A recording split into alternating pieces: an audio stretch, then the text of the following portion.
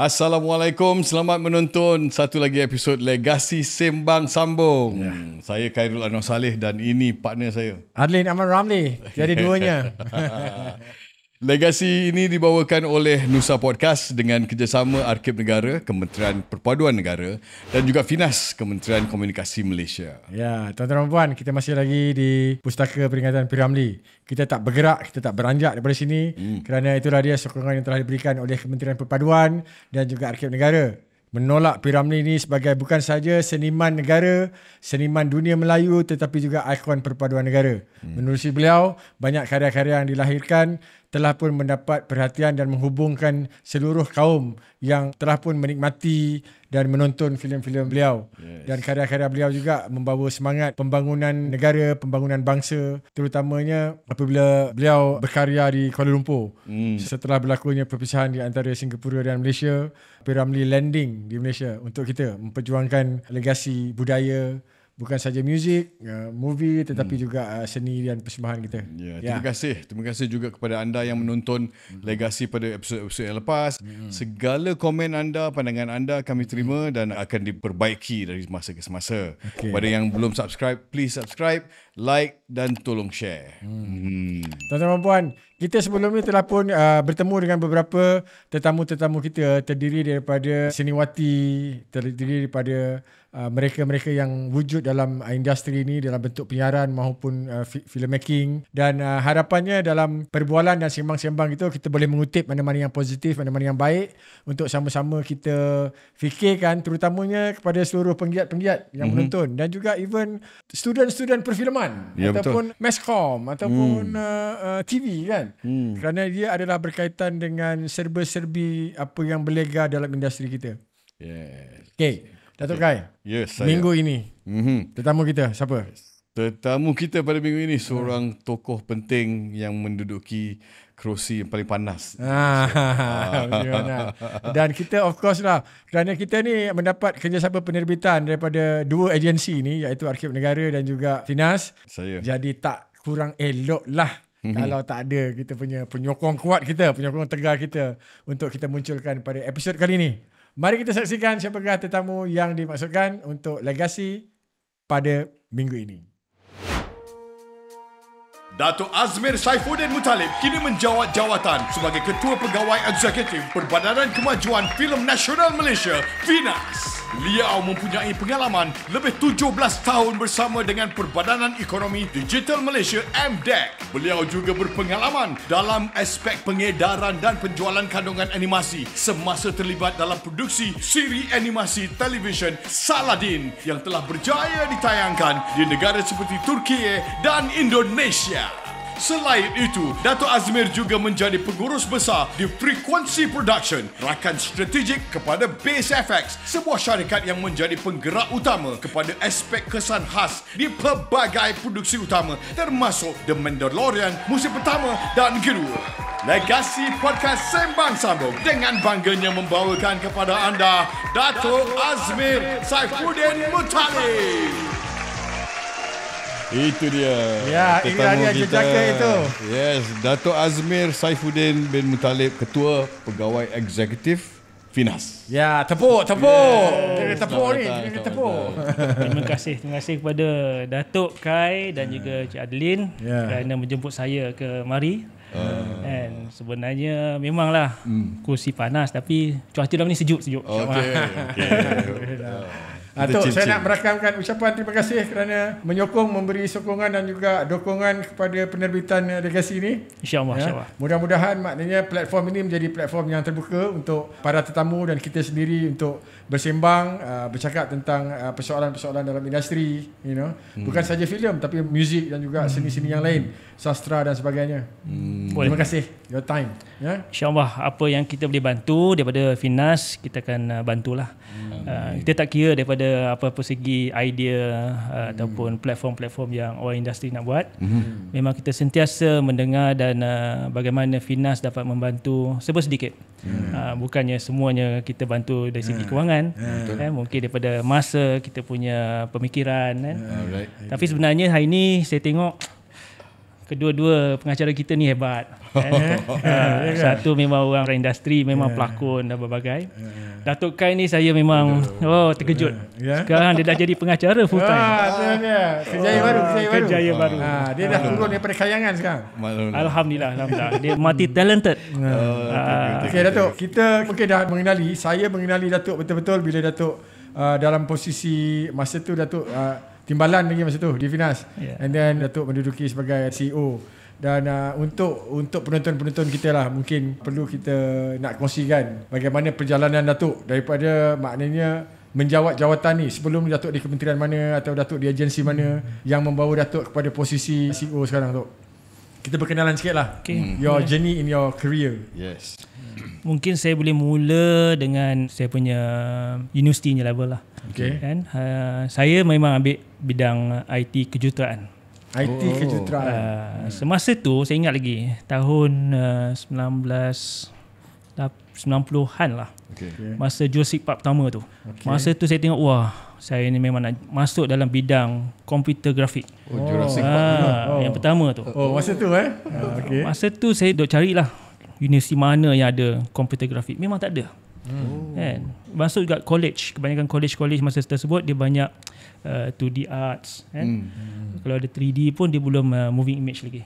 Sebab semasa tu saya ingat lagi kebanyakan CG ataupun kerja-kerja CG ni, especially Jurassic Park masa tahun tu dia menggunakan banyak programming. Software ni datang kemudian.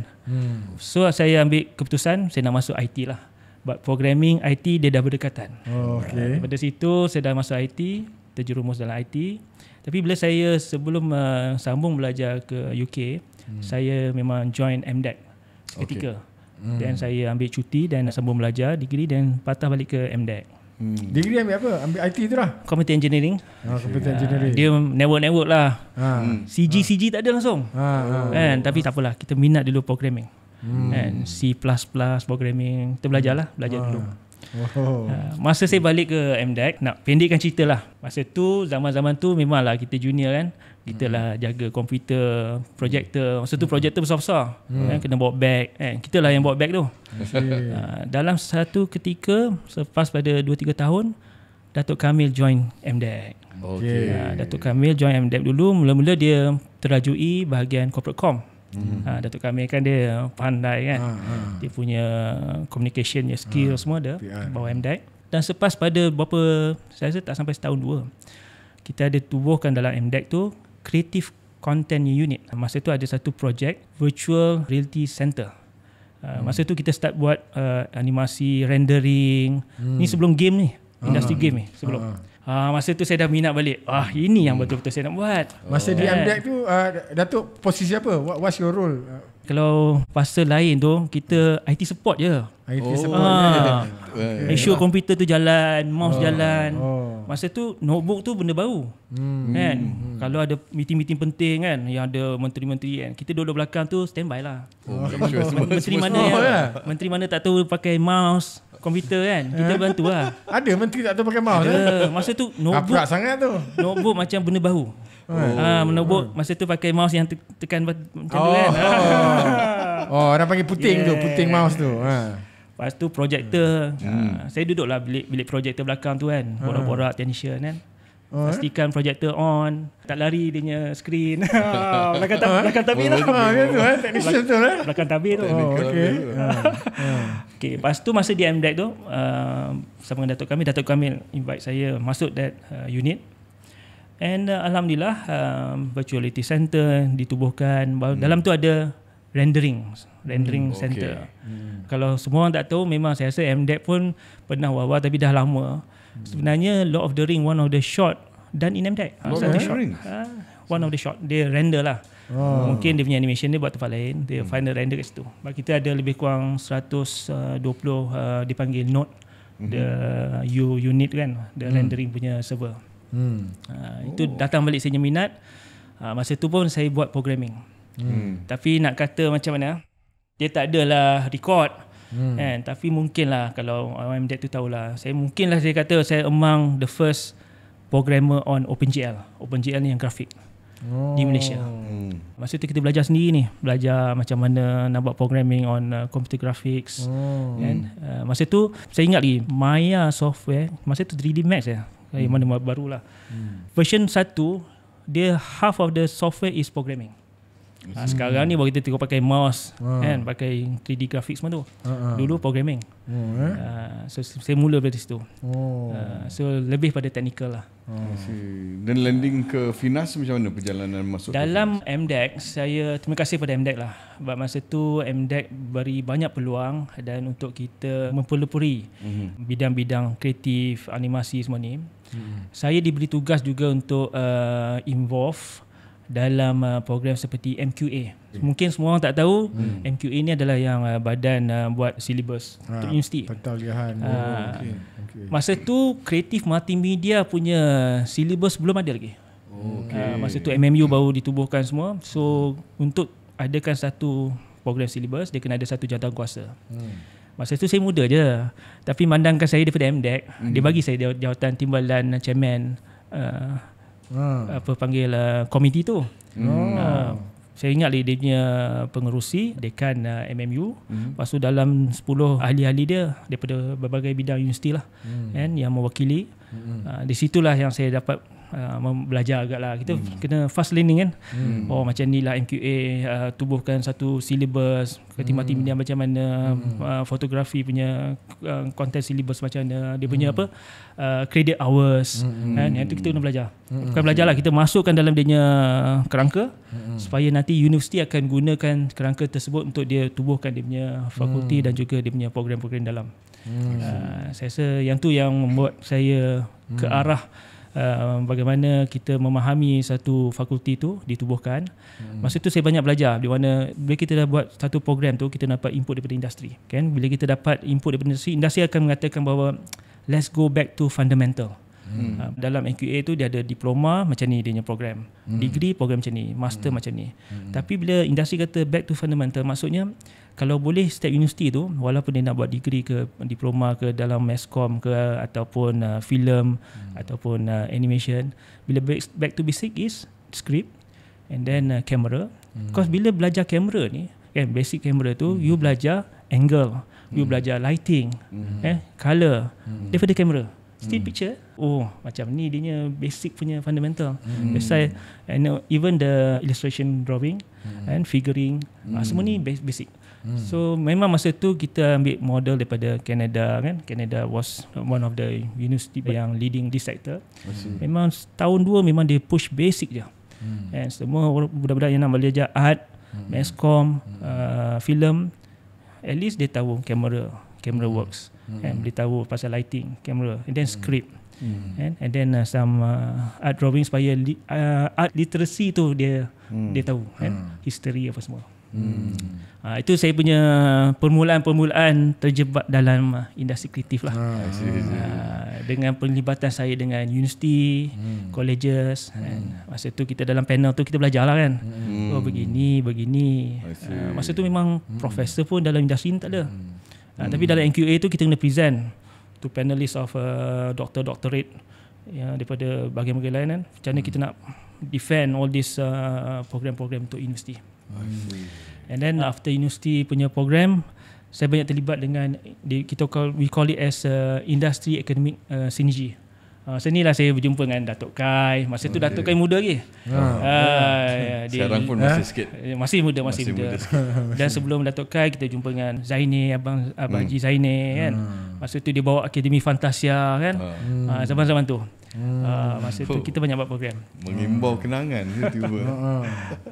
Jadi Datuk Kamil pergi ke Finas and then dia sekali dengan Datuk Azmi ke? Okay. Mungkin satu point yang saya tak tercerita adalah dalam proses tu kita banyak terlibat dalam program ataupun create policy. Saya rasa Datuk Kai pun terlibat kan. Kita dipanggil oleh MC masa tersebut nak tengok policy side. Betul. Macam mana kita nak strukturkan dana, strukturkan insentif. Banyak terlibat dengan policy. I think almost 5 years kita involved dalam policy making. Masa tersebut Finas kitanya fokus more on animation So macam mana kita nak make sure that TV station kan, dia ada peratusan nak beli konten-konten tempatan. Kan, macam mana kita nak push dia panggil supply and demand.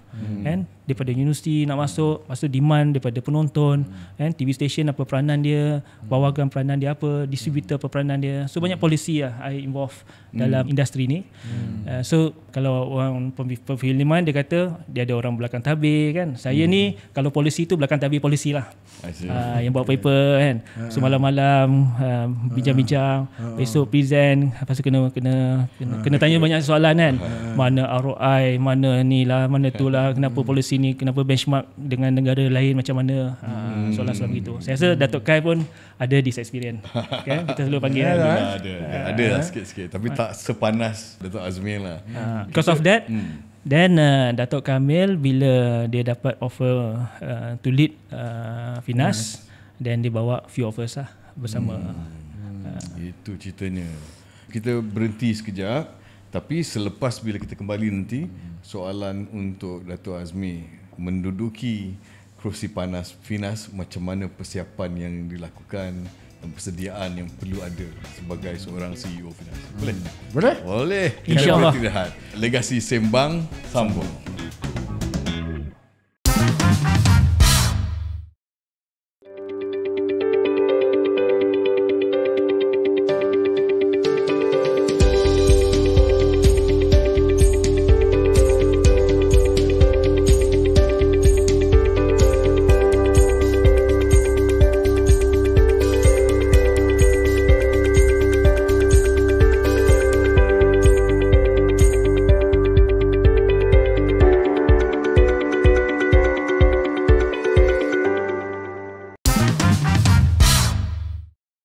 Kembali lagi, Legasi Sembang Sambung. Legasi dibawakan oleh Nusa Podcast dengan kerjasama Kementerian Komunikasi dan juga Finas, juga Arkib Negara dan juga Kementerian Perpaduan Negara. Yes. Kita terus bersama dengan Datuk Azmi, CEO Finas, dengan kerusi panas kerana satu-satunya agensi yang perlu mentadbir dan mengurus satu industri yang agak kompleks ni. Jadi saya nak pancing balik soalan Datuk Kai tadi tu sebelum kita break tadi.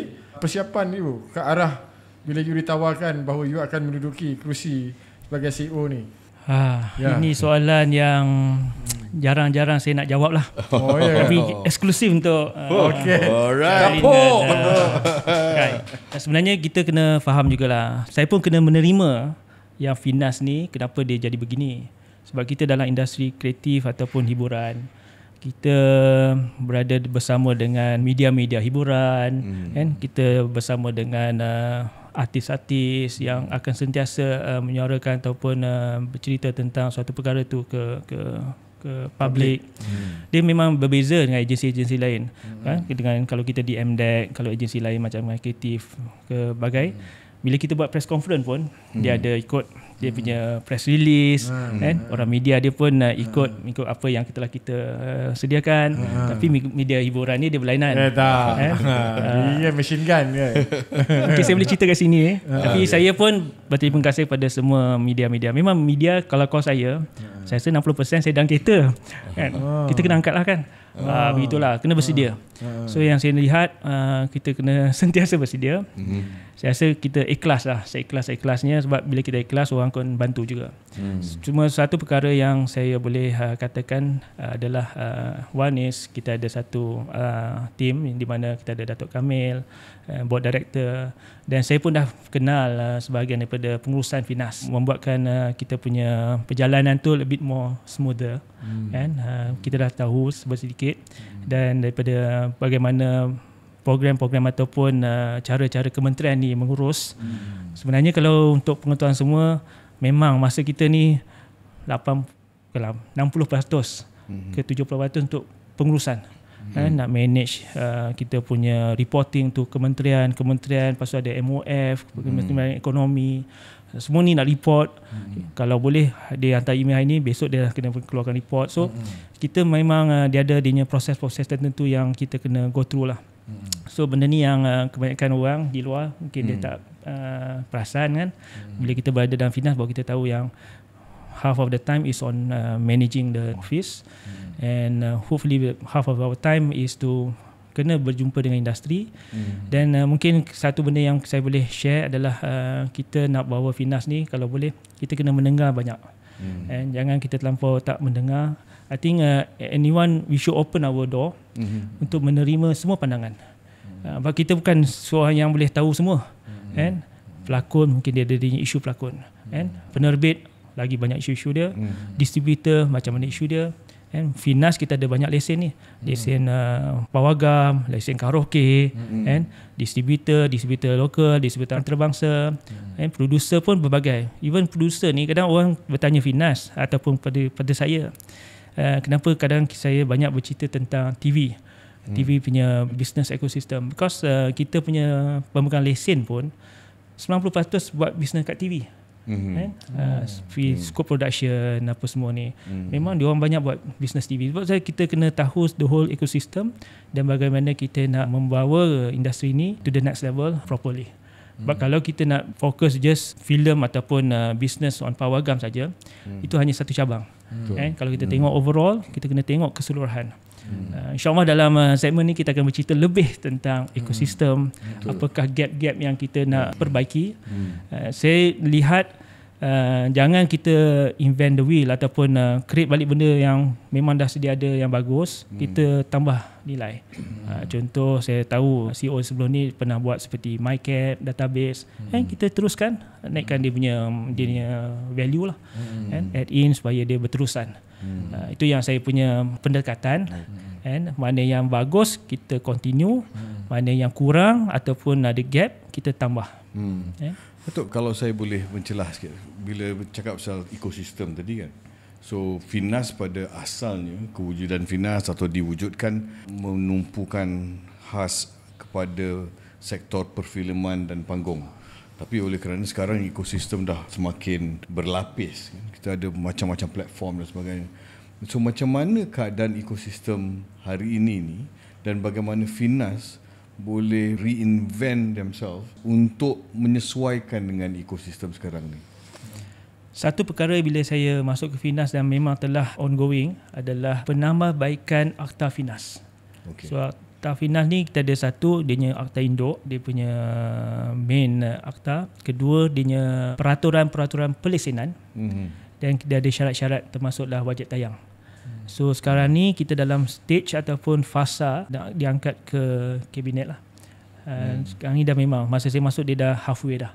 So memang akta ni kita nak perbarui supaya dia berada di zaman ataupun era teknologi digital convergence. Sekarang ni memang kita tahu content creator banyak di social media platform, dan bagaimana kita boleh terkait ataupun turut serta dalam all this teknologi punya changes, termasuk AI, everyone are watching on streaming, bagaimana kita nak tengok content creators on a streaming platform. Even pawagam sekarang everything dah 5G digital, dah tak ada orang pakai reel, semua dah download streaming daripada tengok wayang kan, daripada pawagam punya sistem. Mungkin satu perkara ya, sebelum soalan-soalan yang lain ditimbulkan, bila saya masuk pun saya pernah nyatakan pada public, pada industri, memang kita berada dalam satu fasa perubahan seperti mana muzik terkesan 15-20 tahun dulu. Kalau kita berbincang dengan sektor muzik, semasa Spotify introduce dalam industri, sebelum Spotify business through album. Masa tu kita ada banyak syarikat-syarikat recording label companies.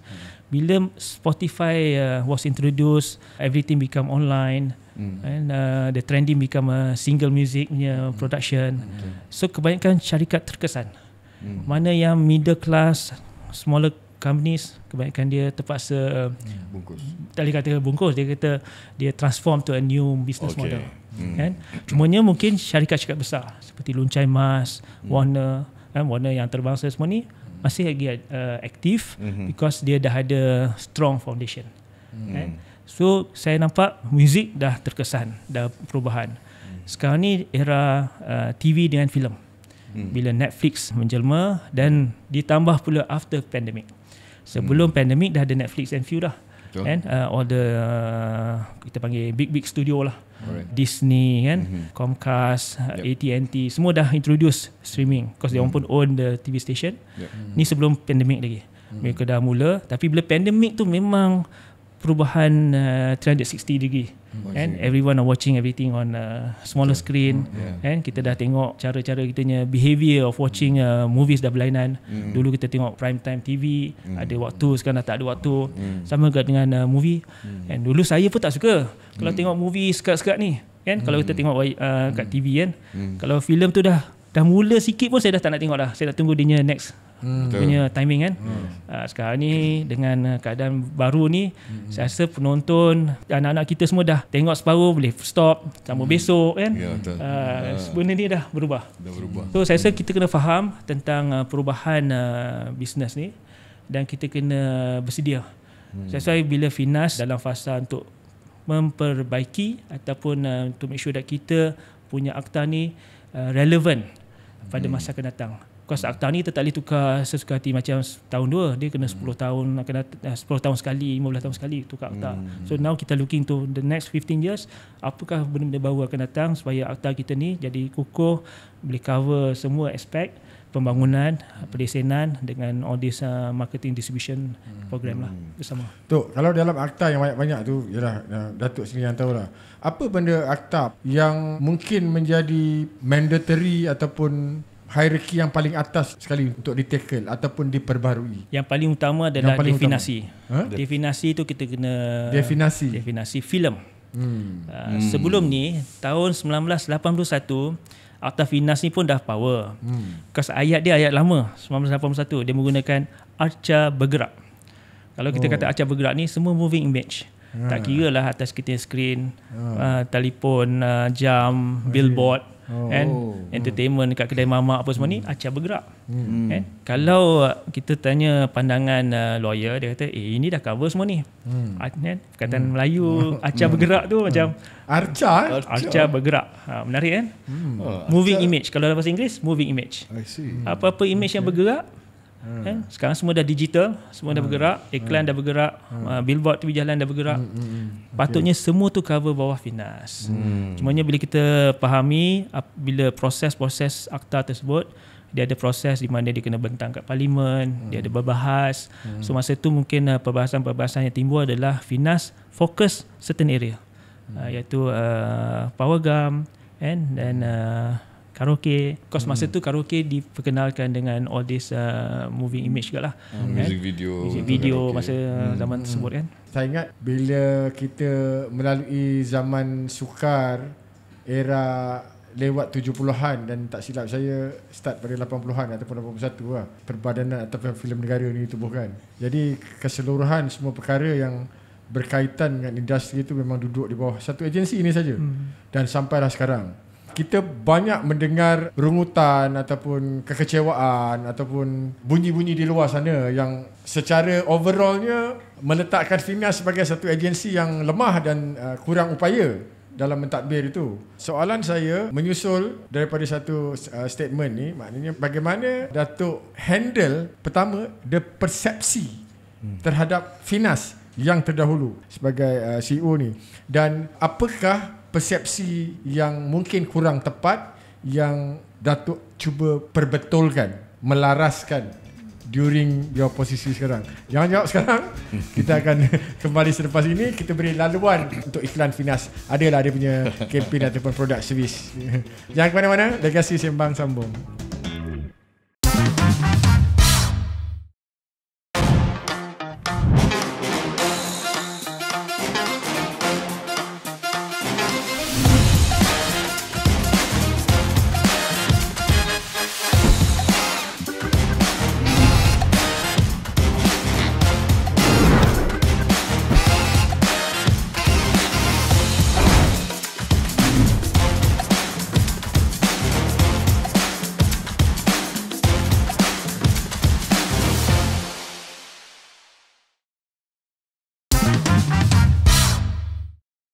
Terima kasih, kembali lagi bersama dengan saya Datuk Khai dan juga Datuk Azmi. Bersoalan tentang bagaimana CEO kita yang terbaru ini handle persepsi masyarakat ataupun penggiat terhadap Finas, dan apakah persepsi baru yang cuba dibina oleh Datuk Azmi. Silakan Datuk.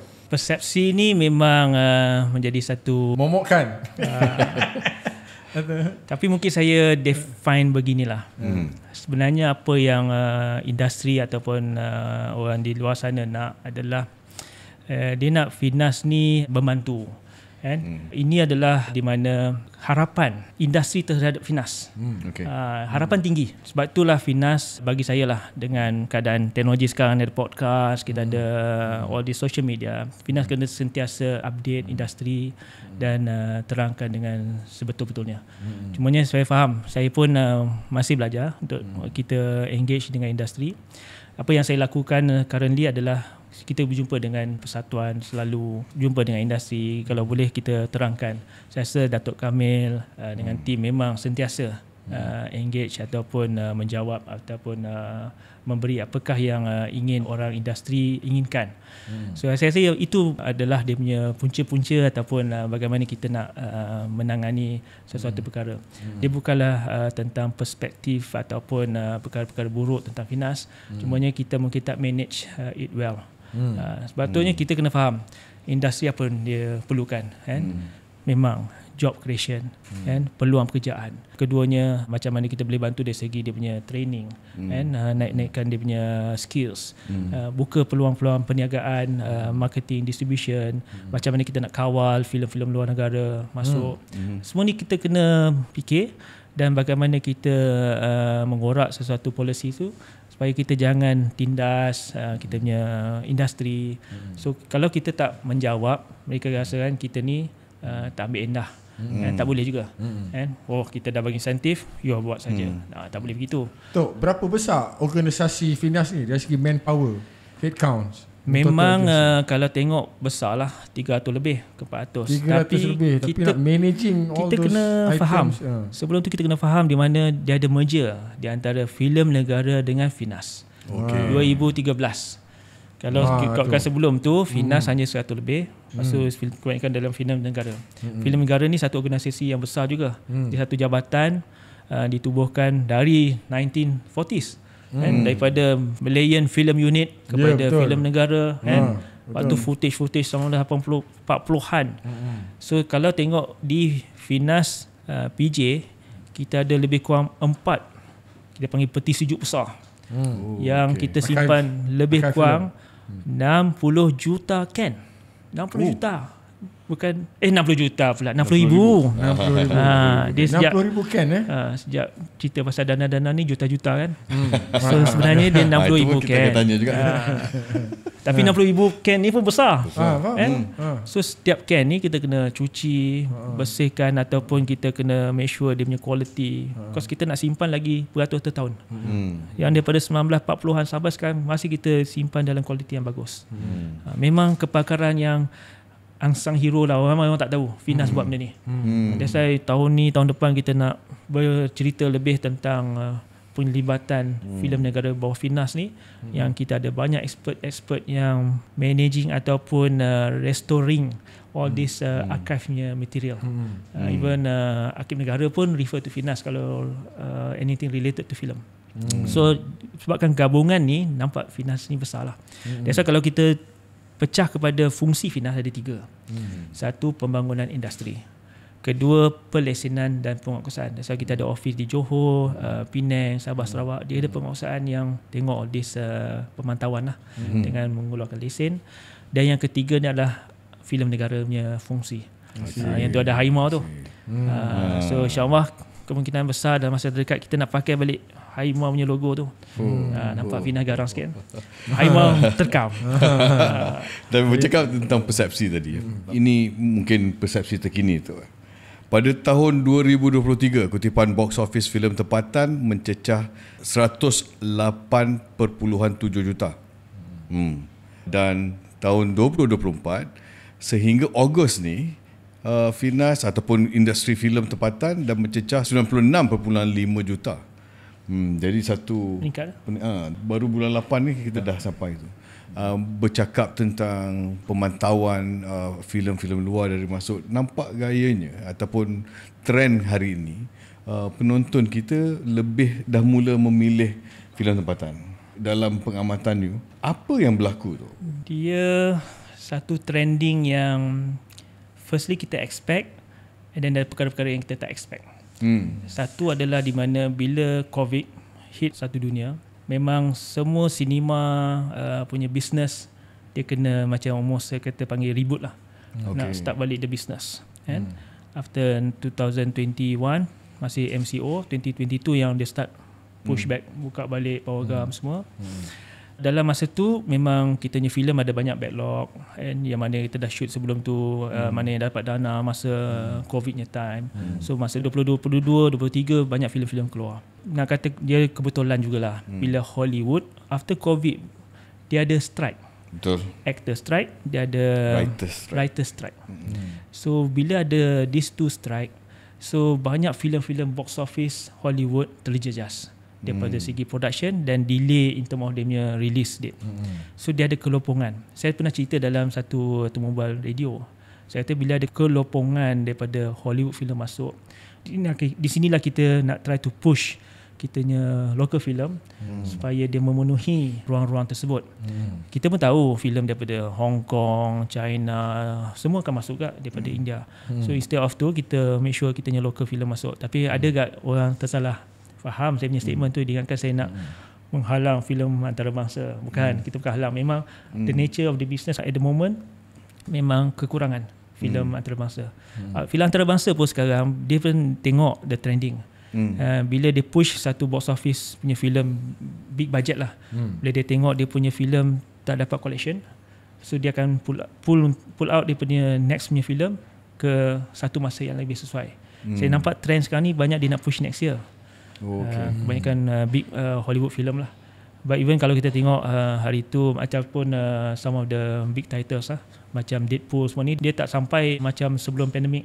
Kalau sebelum pandemik most of the Hollywood film mencecah 40 to 50 million. Sekarang ni kalau even Deadpool saya rasa baru 30 juta lebih je. So separuh je. Memang dia orang kalkulatif in term of this, and then they make sure that the right timing. So masa ni lah kita push a lot of our local punya film.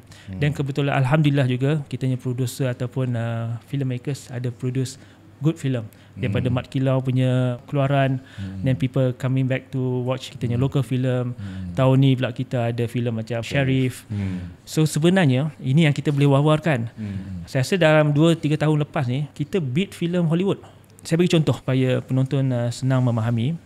Sebelum pandemik kita punya box office antarabangsa dan lokal total collection box office gross 1.2 billion international and local before pandemic dalam Malaysia. Tetapi after pandemic dia menjunam. 2021 dia naik 200 juta, 2022, 2023 dia stagnan lebih kurang 500 juta. So dia jatuh separuh. Tapi kalau tengok separuh tu, local film kita masih maintain dalam 100 juta.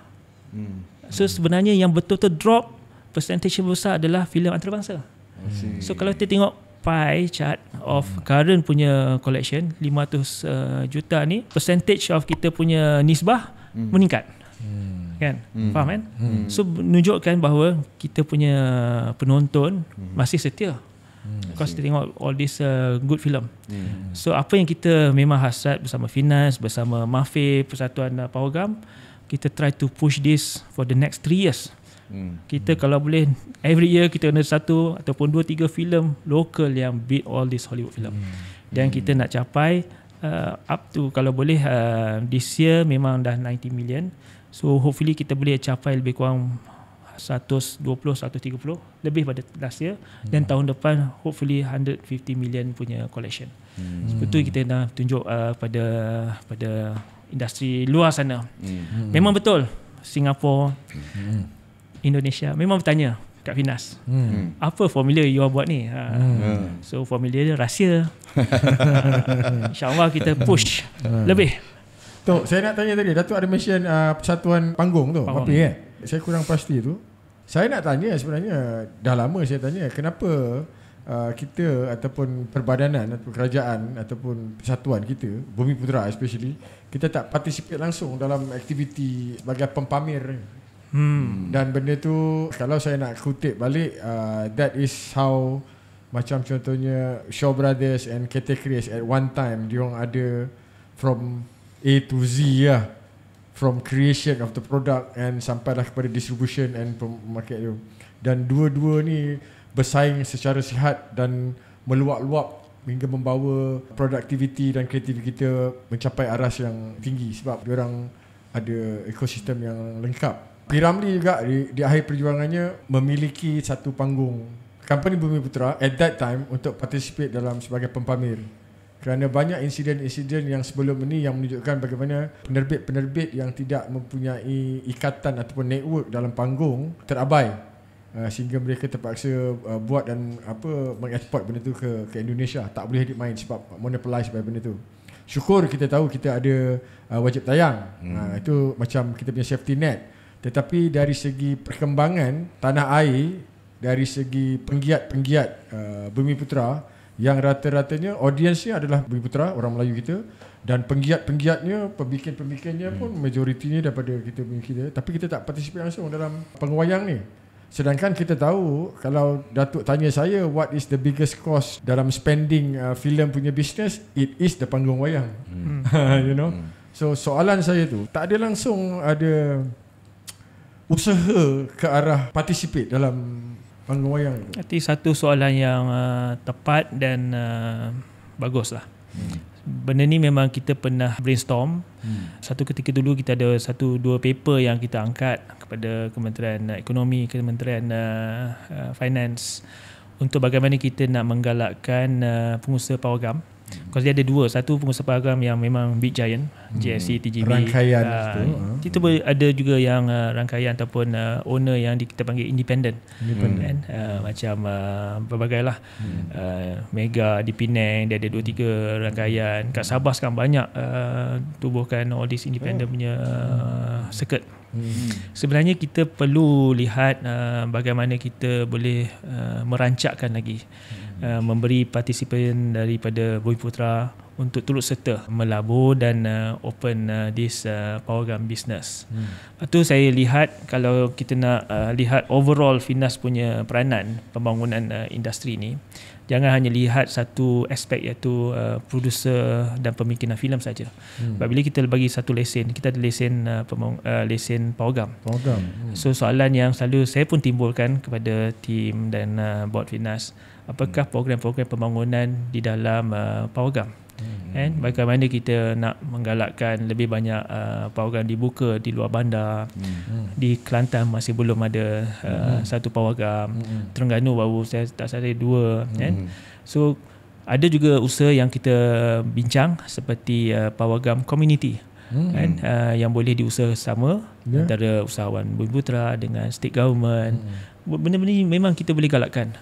Contohlah, saya ambil contoh karaoke. Dulu kita tahu karaoke-nya bisnes di model seperti all this karaoke. Tapi lately ni kita nampak dia banyak karaoke yang berunsur family punya oriented. Dia ada restoran family bersama dengan karaoke. Itu kita dah lihat di Sarawak ada few dah buka. KL pun ada yang dia ada corner untuk karaoke. Tapi all this are family punya approach. Yang ni benda yang kita akan galakkan. Kemungkinan besar mungkin pawagam pun going towards that direction. Kalau perlu tu.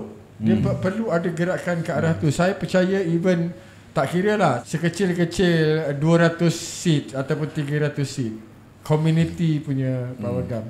Yang paling tidak pun kalau kita tak participate dalam mempamerkan filem-filem yang terbaru, dia boleh jadi the second tier of cinema release. Dan juga to do catch up of previous filem-filem Malaysia yang boleh dibawa tontonan semula dengan experience menonton in big screen. Saya rasa kalau memang ada inisiatif itu, maknanya Datuk sendiri maknanya boleh agree tentang idea itu, maybe kita boleh usulkan dan kita boleh jayakan itu.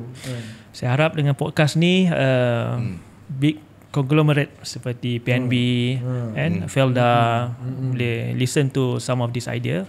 Mereka pun boleh jadi sebahagian daripada pelabur-pelabur yang akan build the community punya cinema chain. Kalau tengok di Sabah, ada few yang dipanggil community punya setup. Dia bukan skala besar di dalam pawagam, dia di rumah kedai punya setup. Tapi kalau kita buat properly dengan konten yang ada, semua nak tengok. Especially contoh lah kan, di Kelantan, Terengganu, banyak penonton nak tengok wayang, dia terpaksa ke Pahang kan.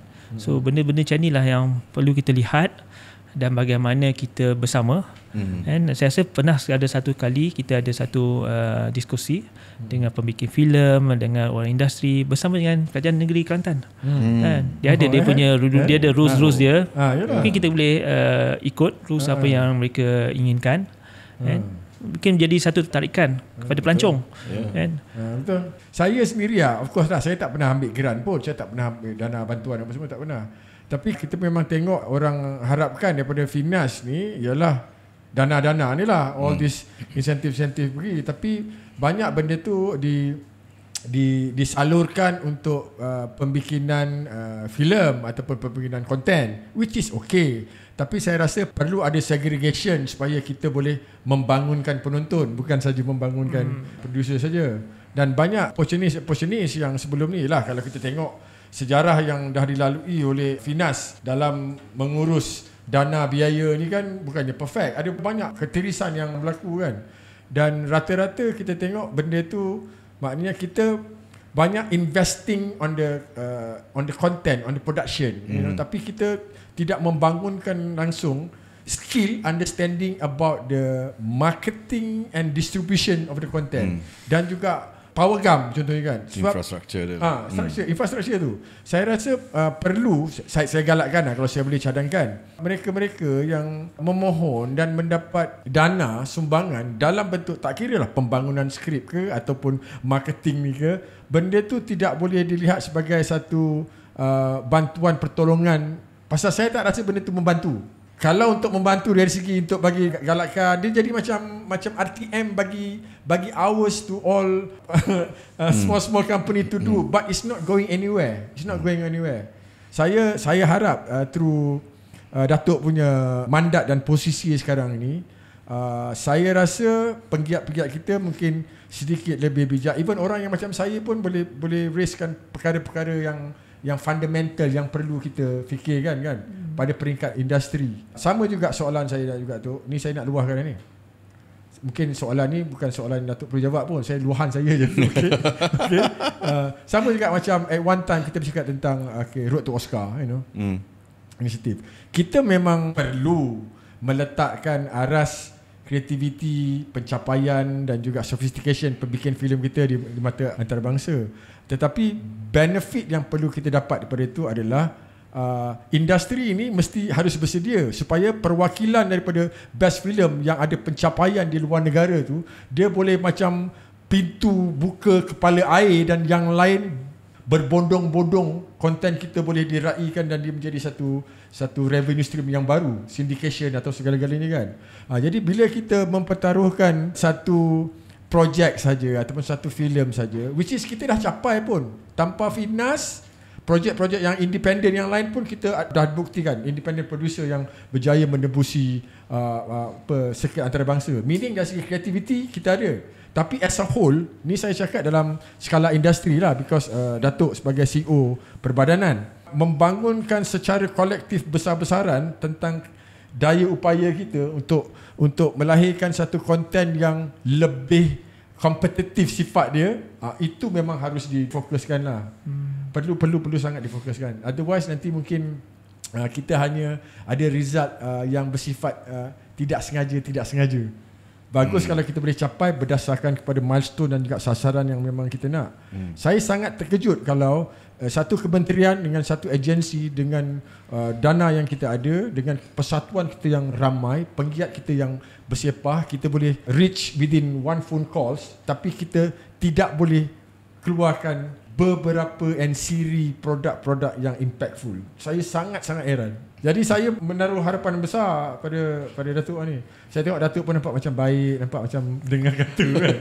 Datuk Azmi dengar kata. Itu saya punya luahan Datuk. Dia sudi mendengar. Jadi maksudnya macam bila kita berborak-borak dengan teman-teman kita yang lain, macam Datuk cakap tu lah, memang the expectation is very high because kita memang nak pergi, tapi kita harap the infra, the jalan-jalan, plan-plan besar yang boleh dibuka oleh Finas itu tidak contradict dengan tempatan dan juga even what international been doing kan. Betul. Datuk boleh respon tu kalau nak respon. Kita boleh jawab kan. Saya nampak tadi ada dua perkara lah yang Jadlin mentionkan tadi. Satu, Yang pertama tu apabila cerita pasal infrastructure, tentang literacy of the penonton dan art literacy of our audience. Saya rasa ini satu perkara yang penting juga bagi Finas. Bukan setakat kita nak buat pemikiran film making, tapi daripada penonton tu sendiri. Saya rasa inilah satu topik yang kita mungkin ketengahkan adalah supply and demand. Supaya kita punya producer akan supply something yang ada demand. So penonton ni penting. Kan? Kalau kita borak pada experience punya producer, dia kata penonton yang tengok filem kita ni, wayang lah, dari yang pergi ke penonton wayang, hanya berapa peratus je yang pergi yang 3 hari pertama ni. Ini yang paling penting sebenarnya. Datuk Yusof, Astro, dia memang mengejarkan this hardcore viewer ni. Saya program tentang supply and demand ni kita akan perkembangkan, di mana kita akan buat banyak program-program apresiasi filem. Kita bawa filem-filem ke universities, ke luar pada kawasan bandar. Because kita faham ada banyak community filem punya club di luar sana, di Johor, Sabah, Sarawak. Kita kena connect mereka ni. Mereka ni lah yang sepatutnya akan jadi kitanya penyokong menonton filem kita ni. And kalau kita pecah pada kitanya penonton program, dia ada macam beberapa kategori. First yang hardcore, yang kalau tengok hero ni keluar, confirm saya nak akan pergi penonton yang pertama lah dalam minggu pertama. Ada yang golongan kedua, dia nak tunggu dulu filem ni dah capai 1 juta box office, baru saya nak pergi tengok. Ada satu lagi kumpulan dah capai 30 juta baru nak pergi tengok. Kita kena faham behavior ni. Kalau boleh kita nak ramaikan lagi supaya mereka ni memahami tentang filem. That's why ada 2-3 perkara lah yang kita akan buat. Satu adalah penonton itu sendiri, keduanya tentang film critics. Kita nak memprofesionalkan mereka dan perbanyakkan mereka, kerana mereka membantu. Dari semua sudut mereka membantu sebenarnya dengan social media ni kan. Kita tak boleh mengatakan mereka ni hanya borak-borak, tak ada. Mereka memang membantu dalam kita merealisasikan program punya sales. Itu adalah tentang supply and demand. Currently memang kita ada satu program yang kita nak go through all these universities. Kita akan buat Liga Universiti punya program. Because kebanyakan yang menonton kita punya filem-filem ni adalah golongan-golongan belia. And mereka ni yang akan shout kepada orang lain yang filem ni best lah, jom tengok. Itu yang kita nak. So yang kedua yang Cik Adlin mentionkan tadi adalah tentang Oscar. I see. Yes. Oscar ni satu topik yang panjang kalau kita nak cerita. Betul. Dia inspirasikan 4-5 tahun yang lepas. Memang is an inspiration. Macam kita nak menang Olimpik. Tapi kita faham nak menang Olimpik ke, nak menang Oscar ke, kita kena menang dulu FFM, kena menang regional, kan. Jogja Film Festival kena menang, kan. Ke Hong Kong Film Festival, Taiwan, barulah boleh jadi juara dunia. So roadmap tu yang penting bagi apa yang kita nak lakukan bersama Kementerian dan Finas supaya dia clear. Dalam program pembangunan, pilar dia lebih kurang sama aja. Satu adalah tentang pembangunan modal insan, looking into the actingnya scope, directing, script. Kedua tentang, memang kita banyak nak bincangkan selepas ni adalah film financing. There's a lot of gap in terms of film financing. But kalau kita nak menunggu ataupun menaruh harapan terlampau tinggi kepada dana-dana kerajaan, tak selalunya hari itu cerah. Sepatutnya kita kena independent, industri ni lebih bergerak dengan strong on its own. Kalau ada fund, tak ada fund pun dia akan produce good film. Yang ketiga tentang networking.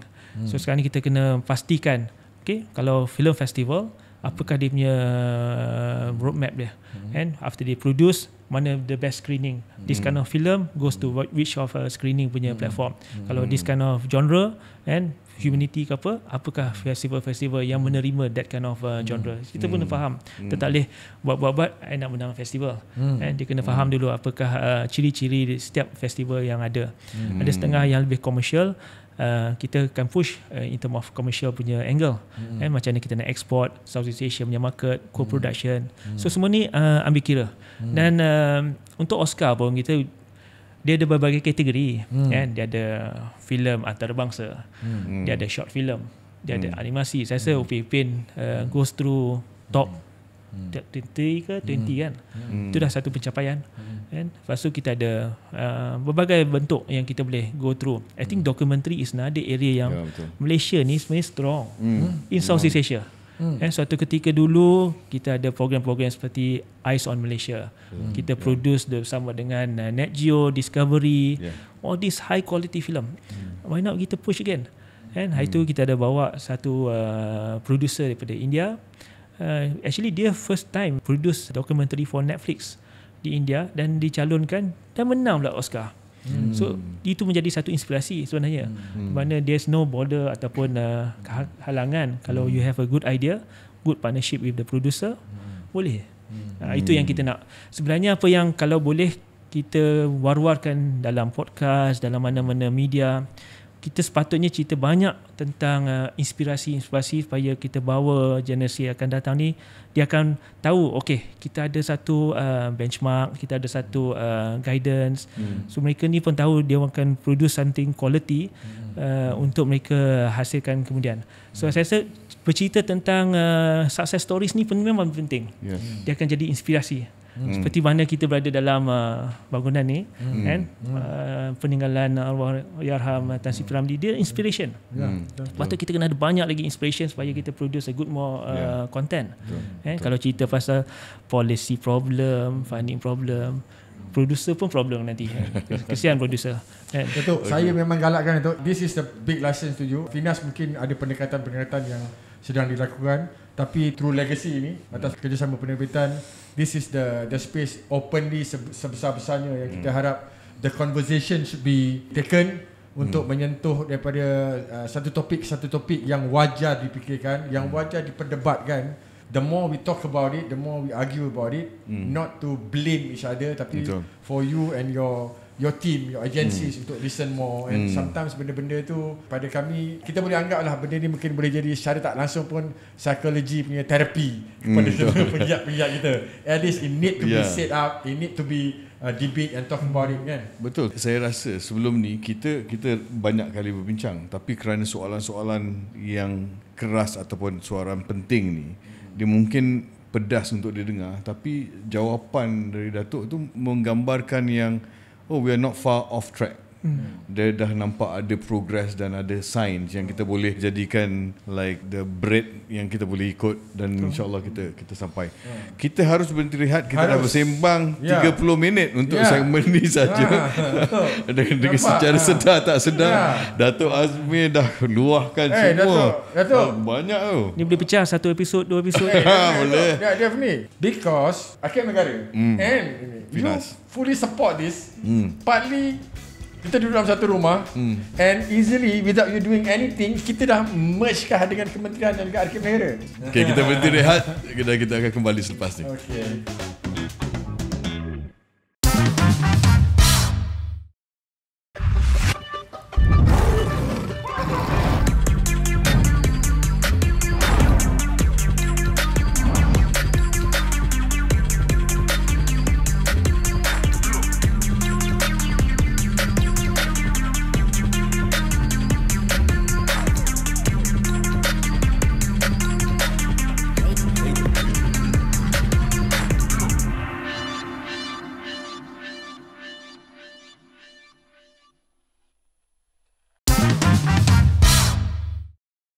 Kita kembali dalam legasi Sembang Sambung bersama dengan Sambung lagi Sambung lagi. Hari 30 minit ni sambung lagi. Sambung lagi. Ada lagi yang tak habis lagi ni. Bukannya senang nak dapat CEO ni. Betul, dengan Datuk Azmi. Datuk, kita sekarang ni sedang mengusahakan satu projek istimewa. Waktu kita pun pilih tempat ni, kita ingin membangunkan sebuah projek perdana, sebuah filem tentang biopik seniman agung negara Tan Sri Allahyarham P. Ramlee. Jadi sebelum kita tanya tentang benda-benda yang ini, kita nak tanya soalan yang simple je. Datuk punya favourite filem P. Ramlee filem apa? Aduh, favourite tu kalau boleh semua lah kot kan. Madu 3 ni. Madu 3 ni. Muka manis ni Madu 3. Itu bahaya untuk dikatakan. Bahaya. Tak perlu jawab. Tak perlu jawab.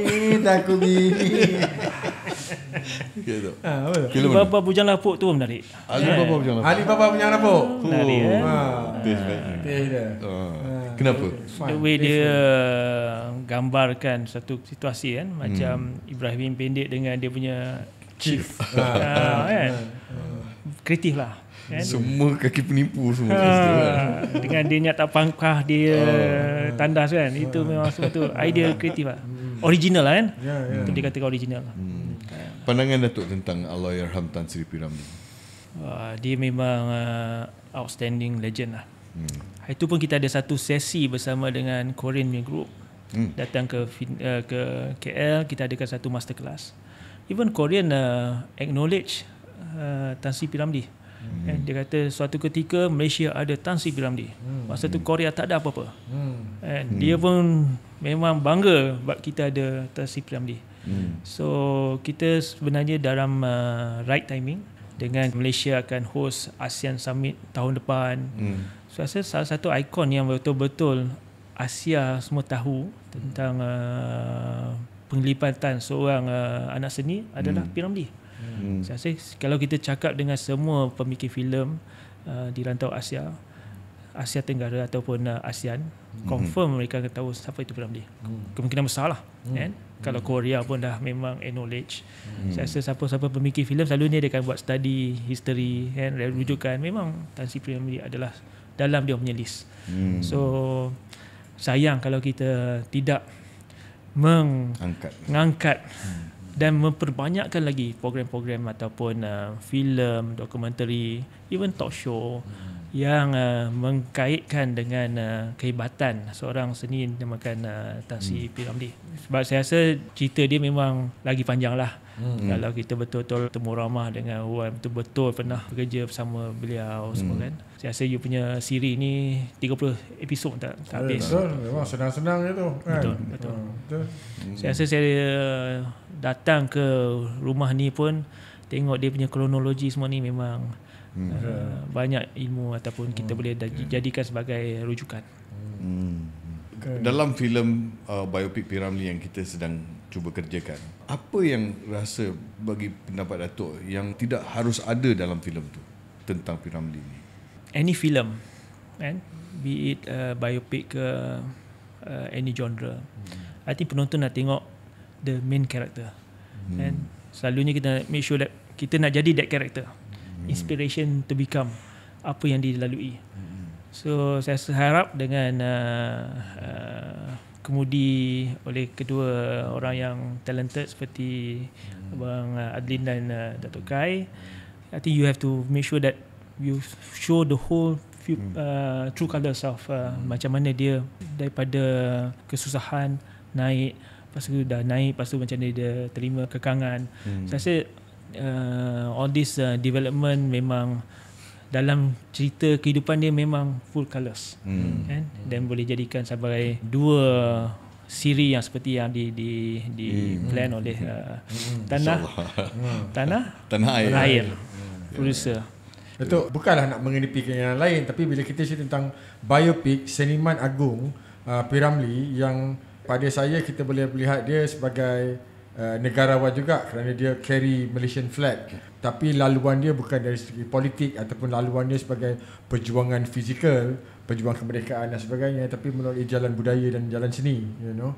Dan automatically dia mengaitkan kita dengan Singapura, dah embedded kaitan diplomatik di antara dua negara. Dan kami pun dalam jangkauan kita untuk meletakkan posisi dan composition projek ini yang melibatkan Malaysia dan juga Singapura.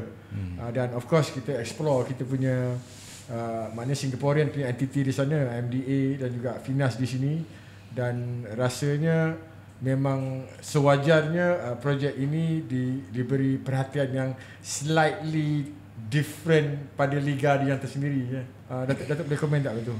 Setiap filem yang produce memang akan jadi satu khazanah negara.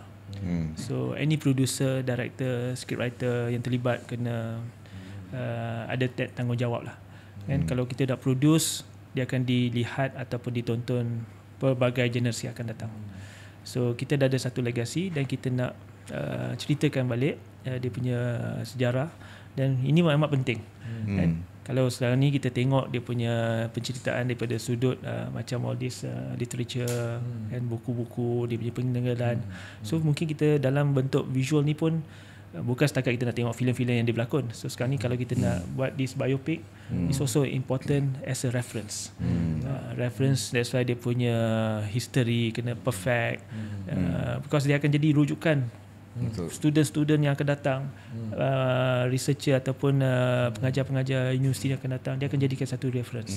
So memang tanggungjawab besar, and jangan terburu-buru, and do as much brainstorming with many parties supaya dia akan jadikan satu projek yang memang berkualiti, dan dia kena ada soul, jiwa tu. Not easy tu kan. Kena betul-betul masak tu. Betul. Tan Cuma Sri kita ni, jangan lambat sangat, takut dana habis.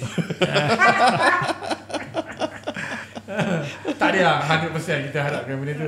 Tapi contoh macam tadi saya bila datang ke rumah ni pun, kan Datuk Kai ada mention pasal dia punya sidekick yang person yang memang dalam dia punya career development. Siapa? Sudarmaji. Dia punya scriptwriter kan. Scriptwriter. Saya rasa pasti ada satu yang tercetus yang membuatkan kedua-dua ni ada spark yang membuatkan arwah Tan Sri P. ni jadi satu karakter yang memang tak boleh nak imagine kan. Makanya saya rasa projek ni Tok, seolah-olah kita membina Tugu P. Ramlee dalam bentuk filem. Dan dalam memperbuat Tugu seperti ini, kita memerlukan seberapa banyak tangan yang ada untuk sama-sama kita angkat. Dan ini tidak terkecuali Finas, kerana kami merasakan yang dengan dorongan, dengan pertolongan daripada Finas, dia dapat membantu kami pada sudut-sudut yang apa sekalipun. Dari sudut networking tu kami memerlukan. Kita memerlukan networking Datuk Azmi untuk menyatukan kami dengan IMD Singapura, for example. Kita walaupun kita dah berjumpa, tapi untuk kita tightenkan lagi. Kerana the follow ups, and then sama-sama kita nak build this project, kita memerlukan lagi tangan-tangan yang dapat membantu kami. Saya berhasratlah kalau projek ni boleh jadikan satu projek di mana industri ni pun terlibat. Bukan setakat tanah airku saja, tapi orang yang terlibat daripada si lakonan, contribution belakang tabir. Ini kan jadikan satu projek di mana saya sebagai orang industri pun nak terlibat sama. Betul. Walaupun sedikit mungkin in term of the art, in term of the sound. Baik, saya akan jadi, saya macam nak bersama-sama dengan this flagshipnya project. You're most welcome. You're most welcome. Definitely tu. Ini batch kita ni tu. Dalam batch kita ni kita akan melakukan benda ni. Dan yang kita sentuh ni pun dia tahap wali punya tahap kan. Jadi memang akan menjadi expectation yang tinggi, dan itu tanggungjawab yang kita tahu yang sedang kita pikul, dan beban kita ni kita naklah juga Datuk merasainya. Jadi ringan-ringankanlah tangan dengan apa sedaya yang mampu. Kan? Betul. Okay Datuk, kami nak berkongsi sedikit Cendera mata dari kami. Sebuah buku yang baru diterbitkan, P. Ramlee Tiada Yang Kedua, ditulis oleh Hidir Ali Razali dan diterbitkan oleh The Patriots. Terima kasih Patriots kerana menghadiahkan buku ini kepada tamu kita ini untuk terima kasih. Dan Hidir ni adalah salah seorang daripada kita punya researcher. Okay, good. Dan satu lagi buku membedah P. Ramlee. Semua artikel-artikel yang ditulis oleh Daniel Kadir tentang filem-filem P. Ramlee dan the thoughts behind the film. Ini semua juga antara kita punya researcher. Okay, saya akan pastikan orang staff-staff Finas kementerian kita akan baca dan menghayati setiap yang ditulis. Datuk, ni bukan pengakhir. Bukan pengakhir kita punya perbualan ni. Kita akan sambung lagi perbualan-perbualan dengan Datuk Azmi dari masa ke semasa, kerana kita ingin terlibat sama dan kita ingin membantu sama apa yang boleh kita bantu untuk sama-sama kita angkat industri kita ni.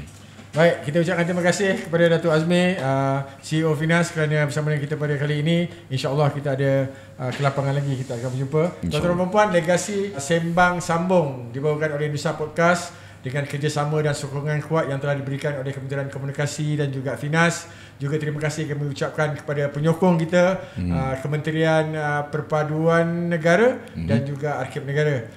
Untuk itu saya mohon diri, harapnya kita dapat berjumpa dan bertemu di lain siaran minggu depan, insya-Allah. Teruskan subscribe, komen dan communicate dengan kami. Assalamualaikum warahmatullahi wabarakatuh. Amin. Salam. Terima kasih. Thank you.